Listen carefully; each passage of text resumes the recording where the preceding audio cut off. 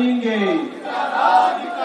ಭ್ರಷ್ಟ ಮುಖ್ಯಮಂತ್ರಿ ಸಿದ್ದರಾಮಯ್ಯಂಗೆ, ಭ್ರಷ್ಟ ಕಾಂಗ್ರೆಸ್ ಸರ್ಕಾರಕ್ಕೆ, ಮೂಡ ಹಗರಣದ ರೂವಾರಿ ಸಿದ್ದರಾಮಯ್ಯಂಗೆ,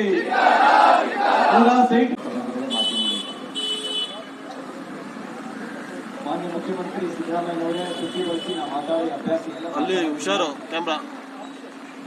ನೀವು ಭ್ರಷ್ಟಾಚಾರಕ್ಕೆ ಜಾತಿಯನ್ನು ಗುರಾಣಿಯಾಗಿ ಬಳಸಬಹುದು. ನಿಮ್ಮ ಭ್ರಷ್ಟಾಚಾರದ ರಕ್ಷಣೆಗೆ ಕಾಂಗ್ರೆಸ್ ಪಾರ್ಟಿಯನ್ನು ಗುರಾಣಿಯಾಗಿ ಬಳಸಬೇಕು. ಭ್ರಷ್ಟಾಚಾರಿಗೆ ಜಾತಿ ಇಲ್ಲ ಅಂತ ನೀವೇ ಒಮ್ಮೆ ಹೇಳಿದ ಮಾತನ್ನು ನಾನು ಕೇಳಿದ್ದೆ. ಭ್ರಷ್ಟಾಚಾರಕ್ಕೆ ಜಾತಿ ಇಲ್ಲ, ಭ್ರಷ್ಟಾಚಾರಿಗಳಿಗೆ ಜಾತಿ ಹೆಸರಿನ ರಕ್ಷಣೆಯನ್ನು ಸಿಗಬಾರದು.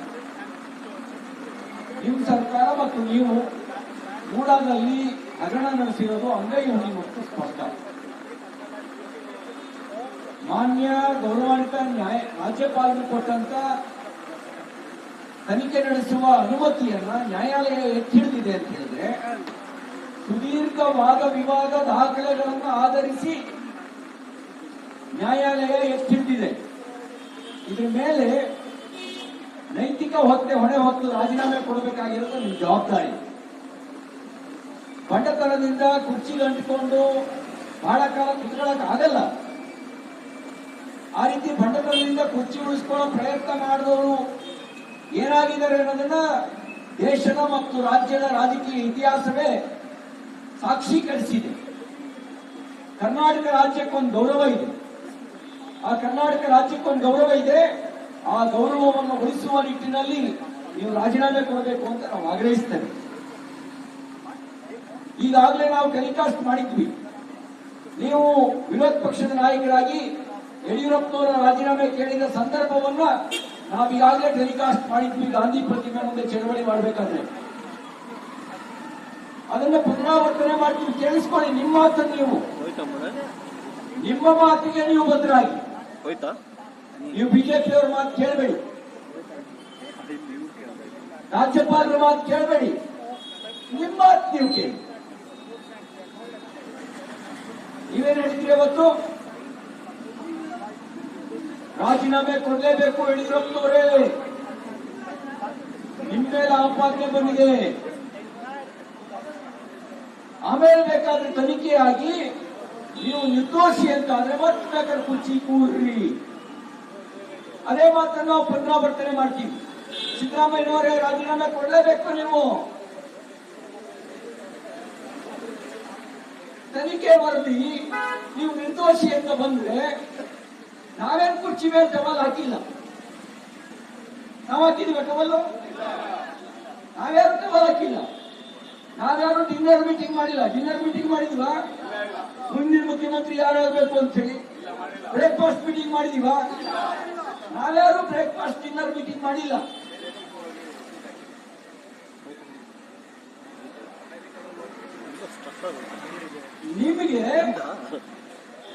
ನಿಮಗೆ ನೀವು ಹೇಳಿದ ಮಾತಿನ ಮೇಲೆ ನಂಬಿಕೆ ಇದ್ರೆ ರಾಜೀನಾಮೆ ಕೊಡಿ. ರಾಜೀನಾಮೆ ಕೊಟ್ಟು ಮರ್ಯಾದೆ ಉಳಿಸ್ಕೊಳ್ಳಿ. ಅಕಸ್ಮಾತ್ ರಾಜೀನಾಮೆ ನೀವು ಕೊಡದಲ್ಲೇ ಫಂಡ್ ಹಿಡಿದ್ರೆ ನೀವು ಪ್ರಾಮಾಣಿಕರಲ್ಲ ಅನ್ನೋ ಮೆಸೇಜ್ ಹೋಗುತ್ತೆ. ನಿಮ್ ಪಾರ್ಟಿ ನಿಮ್ ರಾಜೀನಾಮೆ ಕೇಳದೆ ಇದ್ರೆ ನಿಮ್ ಪಾರ್ಟಿಯು ಭ್ರಷ್ಟಾಚಾರಕ್ಕೆ ಬೆಂಬಲ ಕೊಟ್ಟಿದೆ, ಭ್ರಷ್ಟಾಚಾರದ ರಕ್ಷಣೆ ಮಾಡ್ತಾ ಇದೆ ಅನ್ನೋ ಸಂದೇಶ ಹೋಗುತ್ತೆ. ರಾಹುಲ್ ಗಾಂಧಿ ಅವರು ಉತ್ತರ ಕೊಡಬೇಕಾಗುತ್ತೆ. ನೀವು ಭ್ರಷ್ಟಾಚಾರದ ಸಮರ್ಥನೆಗಿದ್ದೀರಾ ಅಥವಾ ಭ್ರಷ್ಟಾಚಾರದ ವಿರುದ್ಧ ಇದ್ದೀರಾ ಅಂತ ಕೊಡಬೇಕಾಗುತ್ತೆ. ಖರ್ಗೆ ಸಾಹೇಬರು ಉತ್ತರ ಹೇಳಬೇಕಾಗುತ್ತೆ. ಇಲ್ಲಿ ಮಾತ್ರ ಅಲ್ಲ, ದೇಶದ ಉದ್ದಗಲಕ್ಕೂ ಮಾಧ್ಯಮದವರ ಪ್ರಶ್ನೆಗೆ ಉತ್ತರ ಹೇಳಬೇಕಾಗುತ್ತೆ. ಅವರು ಖರ್ಗೆ ಸಾಹೇಬರು ಸುರ್ಜೇವಾದ್ರು ಉತ್ತರ ಕೊಡಬೇಕಾಗುತ್ತೆ. ನಮ್ಮ ಮೇಲೆ ಆಪಾದನೆ ಮಾಡಿದ್ರಲ್ಲ ನೀವು, ನಿಮ್ಮ ಮುಖ್ಯಮಂತ್ರಿ ಮೇಲೆ ಆಪಾದನೆ ಬಂದಿದೆ, ಏನ್ ಹೇಳ್ತೀರಿ ಸುರ್ಜೇವಾದ್ರೆ? ನಾಳೆ ರಾಜೀನಾಮೆ ತಗೊಂಡು ನಿಮ್ ತಾಕತ್ ತೋರಿಸ್ತೀರೋ ಅಥವಾ ನಾನ್ ಬರೀ ಕಲೆಕ್ಷನ್ ಏಜೆಂಟ್ ಮಾತ್ರ ಅಂತ ಹೇಳಿ ಸಾಬೀತುಪಡಿಸ್ಕೊಳ್ತೀರೋ? ನೀವು ಬರೀ ಕಲೆಕ್ಷನ್ ಏಜೆಂಟ್ ಅಲ್ಲ ಅನ್ನೋದಾದ್ರೆ ರಾಜೀನಾಮೆ ತಗೊಂಡು ನಿಮ್ ಸಾಮರ್ಥ್ಯ ತೋರಿಸಿ. ಸಂವಿಧಾನ ಪ್ರತಿ ಹಿಡ್ಕೊಂಡು ಅಡ್ಡಾಡಿರೋ ಬರಲ್ಲ. ಸಂವಿಧಾನದ ಆಶಯಕ್ಕೆ ತಕ್ಕಂತೆ ನಡ್ಕೋಬೇಕು. ಸಂವಿಧಾನದ ಆಶಯಕ್ಕೆ ತಕ್ಕಂತೆ ನಡ್ಕೋಬೇಕು ಅಂದ್ರೆ ರಾಜೀನಾಮೆ ಕೊಟ್ಟು ನಾನು ಅಧಿಕಾರ ಕಂಡುಕೊಳ್ಳೋನಲ್ಲ. ಈ ರಾಜ್ಯದ ನೈತಿಕ ಮೌಲ್ಯಕ್ಕೆ ಪರಂಪರೆಯನ್ನ ಕೆಳಗೆ ಬಿಡಲ್ಲ ಅನ್ನೋದನ್ನ ತೋರಿಸ್ಬೇಕು. ಹಾಗೆ ತೋರಿಸಿದ್ರೆ ಮಾತ್ರ ನಿಮಗೂ ನೈತಿಕತೆ ಇದೆ ಅಂತ ಅನ್ಸುತ್ತೆ. ಅದಕ್ಕೆ ಸಬೂ ಬೆಳೆದ ಬೇಡ,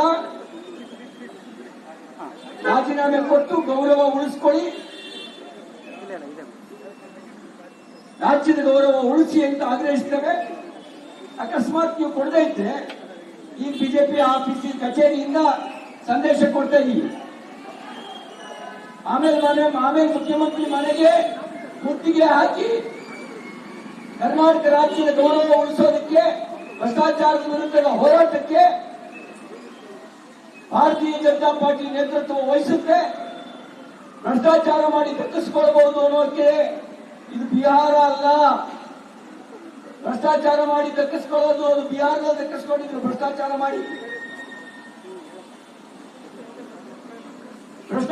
ಮಾಡಿ ದಕ್ಕಿಸ್ಕೊಳ್ಳಕ್ಕೆ ಇದು ದೆಹಲಿ ಅಲ್ಲ. ಭ್ರಷ್ಟಾಚಾರ ಮಾಡಿ ದಕ್ಕಿಸ್ಕೊಳ್ಳಕ್ಕೆ ಇದು ಜಾರ್ಖಂಡು ಅಲ್ಲ. ಭ್ರಷ್ಟಾಚಾರ ಮಾಡಿ ದಕ್ಕಿಸ್ಕೊಳ್ಳಕ್ಕೆ ಬಿಡಲ್ಲ. ಯಾಕೆ ಅಂದ್ರೆ ಇದು ಕರ್ನಾಟಕ. ಕರ್ನಾಟಕದ ಜನ ಭ್ರಷ್ಟಾಚಾರಿಗಳನ್ನ ಮತ್ತು ಭ್ರಷ್ಟಾಚಾರ ನಡೆಸಿದವ್ರನ್ನ ಬಿಟ್ಟಿಲ್ಲ.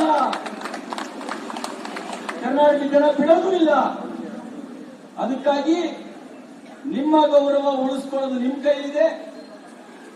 ಆಮೇಲೆ ಬೇಕಿದ್ರೆ ಎಲ್ಲಾ ತನಿಖೆ ನಡೆದು ಇವ್ರದ್ದೇನು ಪಾತ್ರನೇ ಇಲ್ಲ, ಮೂಡಾದಲ್ಲೇನು ನುಂಗೇ ಇಲ್ಲ, ವಾಲ್ಮೀಕಿ ಹಗರಣದಲ್ಲಿ ನುಂಗೇ ಇಲ್ಲ, ಅರ್ಕಾವತಿಯಲ್ಲಿ ನುಂಗೇ ಇಲ್ಲ ಅಂತ ನಾನು ವರದಿ ತನಿಖೆ ರಿಪೋರ್ಟ್ ಬಂದ್ರೆ ಆಮೇಲೆ ಬೇಕಿದ್ರೆ ರೀಡೂನಲ್ಲಿ ನಾನು ಯಾವುದೇ ಒಂದೇ ಕಡೆ ರೀಡು ಹೆಸರಿನಲ್ಲಿ ಡಿನೋಟಿಫಿಕೇಶನ್ ಮಾಡಿಲ್ಲ, ನನ್ನಲ್ಲಿ ಏನಿದ್ರು ಸ್ವಚ್ಛವಾಗಿರ್ತಕ್ಕಂಥದ್ದು ಅಂತ ನೀವ್ ಹೇಳ್ಕೊಳ್ತೀರಲ್ಲ, ಹಂಗೆ ರಿಪೋರ್ಟ್ ಬಂದ್ರೆ ಆಗಬೇಕಿದ್ರೆ ನೀವೇ ಹೋಗಿ ಮತ್ತೆ ಹೋಗಿ ಅದೇ ಕುರ್ಚಿ ಮೇಲೆ ಹೋಗಿ ಕುಂತ್ಕೊಳ್ಳಿ.